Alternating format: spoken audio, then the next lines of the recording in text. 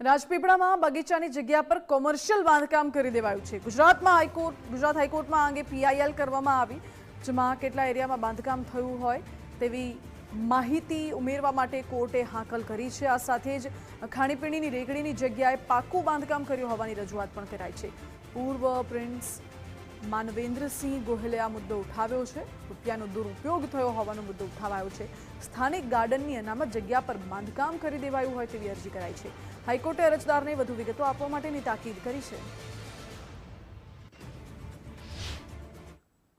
મારા પરદાદા મહારાજા વિજયસિંહજીએ વિલીનીકરણ વખતે રાજપીપળાના લોકોના માટે મનોરંજન માટે એક પબ્લિક ગાર્ડન સોંપવામાં આવેલું, જેનું હાલમાં નગરપાલિકાએ એક એનું હેતુફેર કર્યું છે અને કમર્શિયલ બાંધકામ કર્યું છે, જેની મંજૂરી પણ નથી લેવામાં આવી।